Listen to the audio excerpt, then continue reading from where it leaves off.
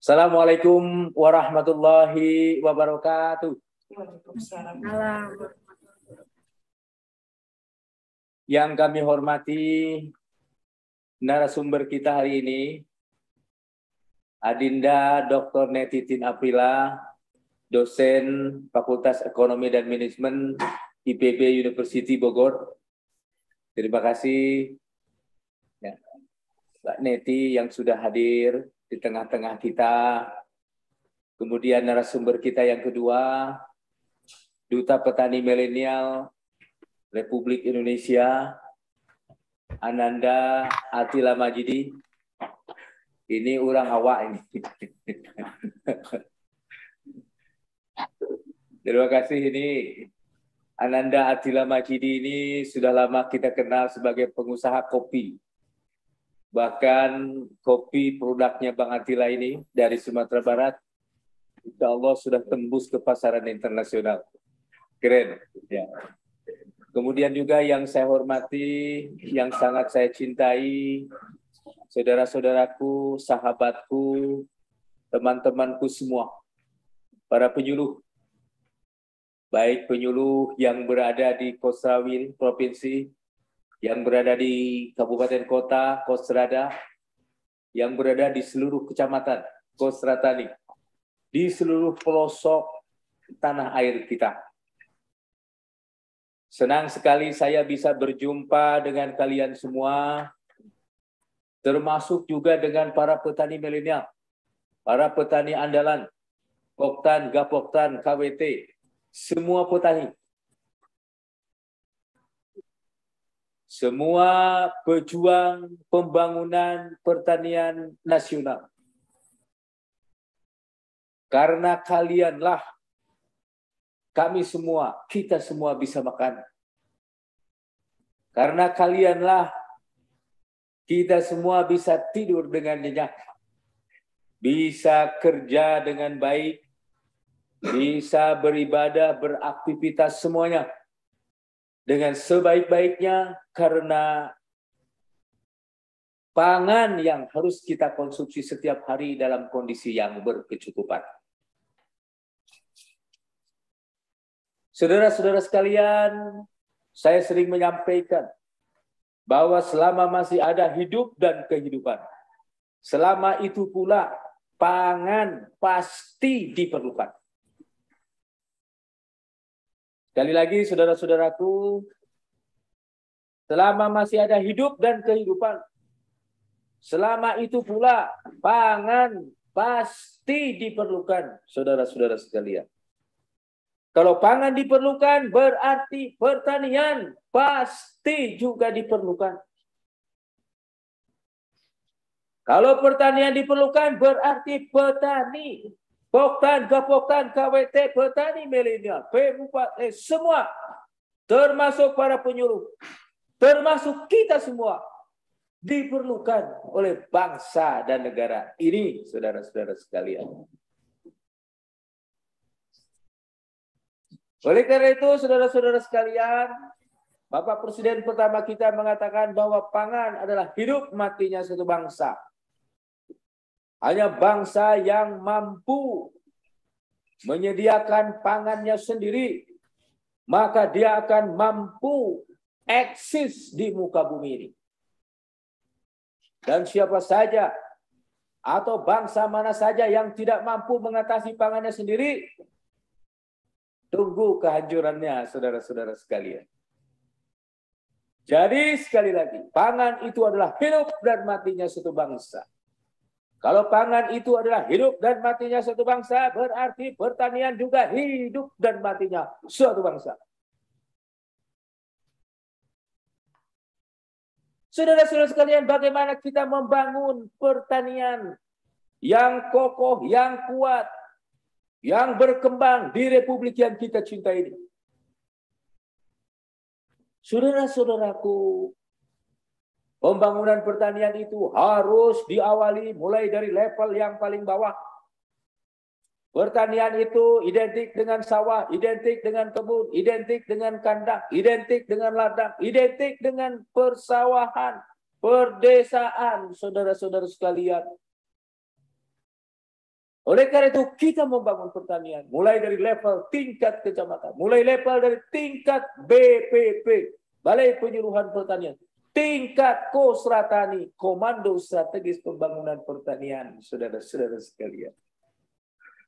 Kalau saja di seluruh BPP yang ada di Republik ini, di seluruh kecamatan yang ada di Republik ini, pembangunan pertanian berlangsung dengan baik, maka pasti baiklah pembangunan pertanian di Republik ini, saudara-saudaraku. Saudara-saudara sekalian, berarti titik tolak, titik awal pembangunan pertanian itu kita mulai dari level BPP, Balai Penyuluhan Pertanian. Kita mulai dari level Kosratani, Komando Strategis Pembangunan Pertanian tingkat kecamatan. Kita mulai dari tingkat kecamatan, saudara-saudara sekalian.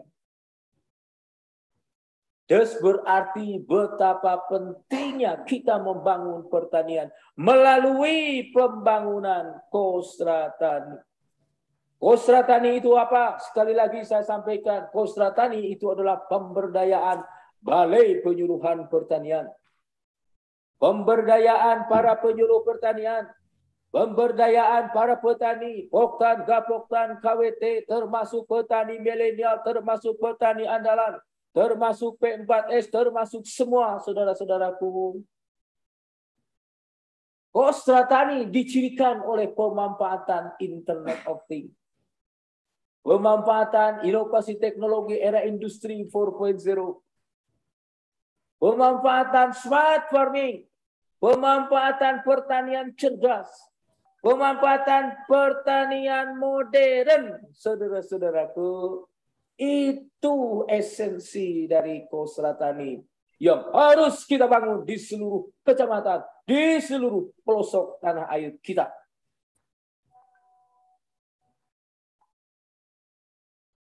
Saudara-saudara sekalian, bagaimana kita membangun Kosratani? Sekali lagi, kita membangun Kosratani berarti kita berdayakan seluruh fungsi, peran, tugas pokok dan fungsi dari Kosratani. Tupoksi Kosratani itu apa? Yang pertama sebagai pusat data dan informasi pertanian. Seluruh perencanaan pembangunan pertanian berdasarkan data. Datanya dari mana? Datanya diawali dari tingkat kecamatan. Dari tingkat Kosratani, saudara-saudaraku.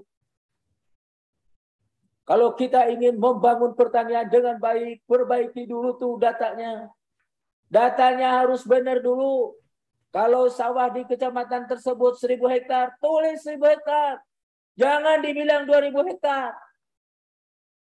Jangan mentang-mentang, wah ini ada subsidi pupuk. Luas baku sawah cuma 1000 hektar, dibilang 1500 hektar. Itu keliru, saudara-saudaraku para penyuluh. Perbaiki itu.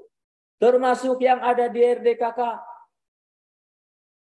Sudah jelas luas baku sawah di kecamatan tersebut cuma 1000 hektar. Tapi kenapa begitu di background perpoktan, pergapoktan, berdesa? Kenapa jumlahnya jadi 1500? Itu harus diperbaiki, saudara-saudaraku, kalau kita ingin benar membangun pertanian kita. Termasuk juga data-data pertanian yang lain.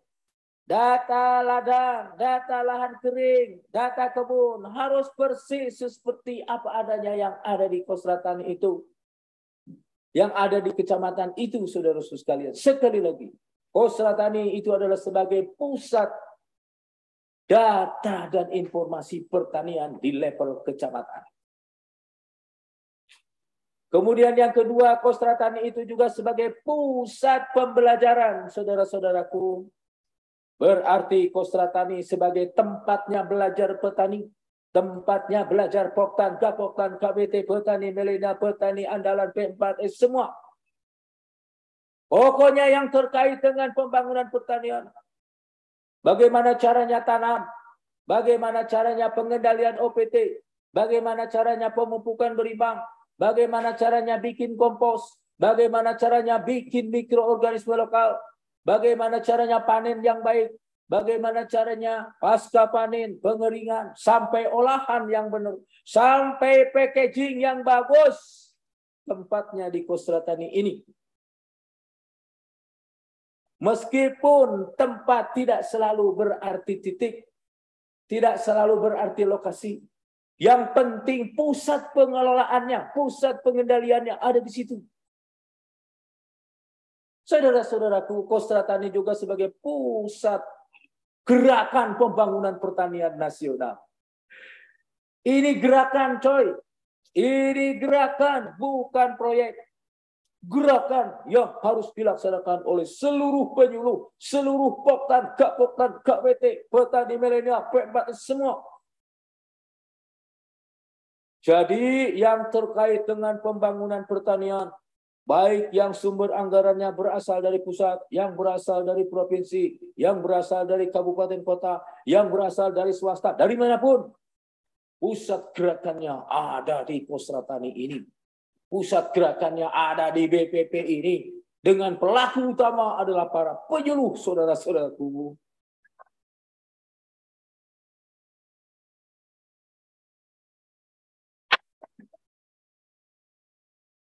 Fungsi Kostrad Tani yang lain adalah sebagai pusat membangun jejaring kerjasama.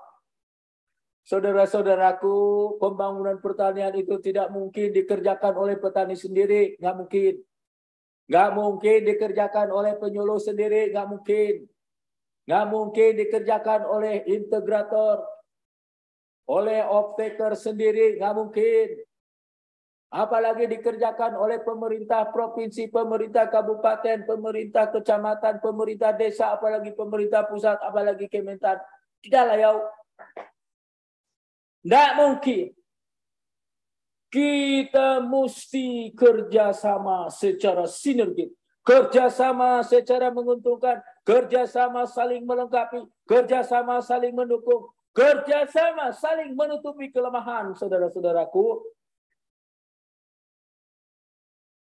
Berarti Kostrad Tani ini juga harus kita jadikan sebagai center of excellence, membangun jejaring kerjasama dengan seluruh stakeholder. Dengan siapa saja yang terlibat di dalam pembangunan pertanian. Dengan petani oke. Dengan pedagang oke. Dengan off-taker oke. Dengan koperasi oke. Dengan para penyedia saprotan oke. Dengan para jasa untuk pengemasan dan lain sebagainya termasuk transportasi oke. Semua oke. Itu yang harus kita lakukan, saudara-saudaraku. Dan itu senternya ada di Kostrad Tani. Saudara-saudara sekalian, fungsi Kostrad Tani yang ketiga adalah sebagai pusat konsultasi agribisnis. Sekali lagi, sebagai pusat konsultasi agribisnis. Itu yang terus kita genjot ini setiap minggu, saudara-saudaraku. Betapa pentingnya Kostrad Tani sebagai pusat agribisnis, saudara-saudaraku. Berarti kita mulai dari persepsi kita perbaiki. Kita samakan persepsi kita. Pertanian itu tidak hanya sekedar untuk memenuhi kebutuhan sendiri. Tidak. Tidak hanya untuk memenuhi kebutuhan keluarga. Tidak. Tidak hanya sekedar untuk memenuhi kebutuhan handai tolan, tidak. Tetapi sesungguhnya pertanian itu harus kita jadikan sebagai ladang untuk mencari duit yang banyak. Camkan itu. Percuma peningkatan produktivitas, peningkatan produksi, kalau duitnya Yang paling penting, duitnya banyak, saudara-saudaraku. Jadi peningkatan produktivitas, peningkatan produksi harus wajib kudu hukumnya diikuti oleh peningkatan pendapatan petani. Peningkatan pendapatan seluruh praktisi pertanian, Poktan, Gapoktan, KWT, petani milenial, termasuk petani milenial andalan, termasuk P4S, termasuk semua pendapatannya, duitnya harus meningkat, saudara-saudara sekalian. Bagaimana caranya petani dapat duit yang banyak? Jadi dimulai dari persepsinya. Pertanian tidak hanya sekedar kewajiban. Pertanian tidak hanya sebagai keharusan. Apalagi keterpaksaan. Tidak. Pertanian itu harus bisnis, saudara-saudaraku. Karena dengan cara bisnislah peluang untuk mendapatkan duit yang banyak itu terbuka lebar di hadapan kita, saudara-saudaraku. Jadi pertanian itu harus bisnis. Berarti yang harus kita bangun adalah sistem agribisnis nasional yang kuat. Sistem agribisnis nasional yang kokoh. Kita harus bangun mulai dari subsistem agribisnis upstream, hulu, saudara-saudaraku, yang terkait dengan penyediaan sarana dan prasarana pertanian. Sarana pertanian pupuk, benih, pestisida, alat-alat mesin pertanian, modal, dan lain sebagainya, saudara-saudara. Harus disiapkan di dalam subsistem agribisnis upstream. Masuk di dalam subsistem agribisnis on farm. Budidaya, ini yang biasa dikerjakan oleh petani. Mulai dari bagaimana ngolah tanah, bagaimana memilih varietas yang berproduktivitas tinggi, bagaimana caranya transplanting, bagaimana caranya pemupukan berimbang, bagaimana caranya pengendalian OPT dengan menggunakan drone, penggunaan pupuk cair dengan menggunakan drone, bagaimana kita panen dengan menggunakan harvester, bagaimana caranya kita pasca panen menggunakan dryer, kemudian masuk di olahan, menggunakan rice milling unit kalau padi, menggunakan grinding kalau misalnya jagung mau dibikin tepung, menggunakan ini, menggunakan itu, dan lain sebagainya, saudara-saudaraku yang ada di olahan. Berarti kita sudah masuk subsistem agribisnis downstream alias olahan, saudara-saudaraku. Karena sesungguhnya di dalam subsistem agribisnis downstream alias olahan itu terdapat value added, nilai keuntungan yang luar biasa. Keuntungan yang berkali lipat dibandingkan dengan yang di upstream, dibandingkan dengan di on farm, saudara-saudaraku. Bayangkan saudara-saudaraku, petani padi dengan susah payah menunggu 4 bulan, dengan risiko kekeringan, risiko kebanjiran, risiko serangan hama penyakit. Begitu panen dijual harganya cuma Rp4.000 per kilogram. Tapi kalau diolah dulu, dikeringkan dulu, di-RMU dulu, digiling dulu, menghasilkan beras medium saja harganya Rp9.000 per kilogram. Apalagi kalau polisernya bagus, derajat sosonya diturunkan, butir pecahnya diturunkan, menghasilkan beras kualitas baik yang disebut beras premium. Harganya Rp13.000 per kilogram, anak-anakku sekalian. Apalagi kalau kita kemas dengan baik, pakai plastik yang ada capnya, divakum. Dijual di mal-mal kita, di supermarket, saudara-saudaraku, harganya Rp20.000 per kilogram. Apalagi kalau kualitasnya lebih baik lagi, kemasannya lebih baik lagi, kita ekspor, saudara-saudaraku. Harganya $1 alias 25.000. $2, maaf, alias 25.000 sampai 30.000 rupiah per kilogram, saudara-saudaraku. Itu baru gabah. Begitu pula komoditas lain sama. Jagung kalau diolah juga sama, saudara-saudaraku. Ubi kalau diolah juga sama. Kopi juga kalau diolah juga sama, saudara-saudaraku. Coba kalau kita jual kopi, begitu panen, langsung dijual. Masih basah, harganya pasti rendah. Untung kalau dikeringkan dulu lumayan. Apalagi kalau setelah dikeringkan itu, kita masak dulu, kita grinding dulu, lumayan. Apalagi kalau kita kemas lagi, saudara-saudaraku, dengan kemasan yang cantik. Itu pasti akan lebih lumayan lagi, saudara-saudaraku. Dan yang tidak kalah penting, kita juga harus membangun sistem agribisnis penunjang. Ada pendidikan, ada pelatihan, ada penyuluhan, termasuk perbankan, saudara-saudaraku. Perbankan yang menyediakan kredit usaha rakyat, itu juga harus kita bangun. Oke, saudara-saudara sekalian, hari ini kita akan mendapatkan narasumber yang luar biasa. Dr. Neti Trin Aprila, beliau adalah dosen kewirausahaan, dosen agribisnis. di Fakultas Ekonomi dan Manajemen IPB University. Luar biasa. Saya sengaja meminta kepada beliau agar memberikan pencerahan kepada kita. Bagaimana sih kita memiliki persepsi?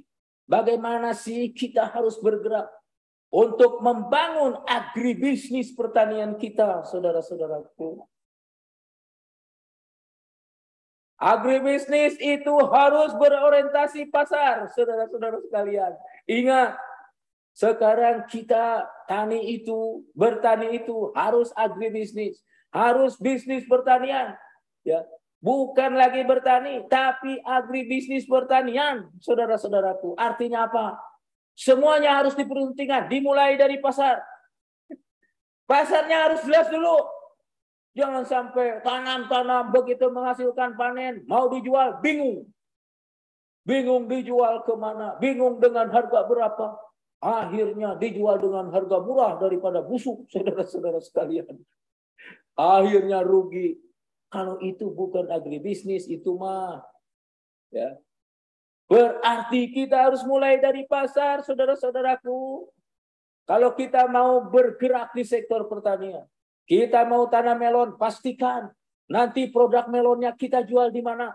Kita jual berapa? Berapa rupiah per kilogram? Berapa kintal misalnya per minggu atau per bulan? Berapa ton misalnya diperlukan sayur-sayuran sawi, sayur-sayuran tomat, sayur-sayuran jaat, dan lain sebagainya, saudara-saudaraku.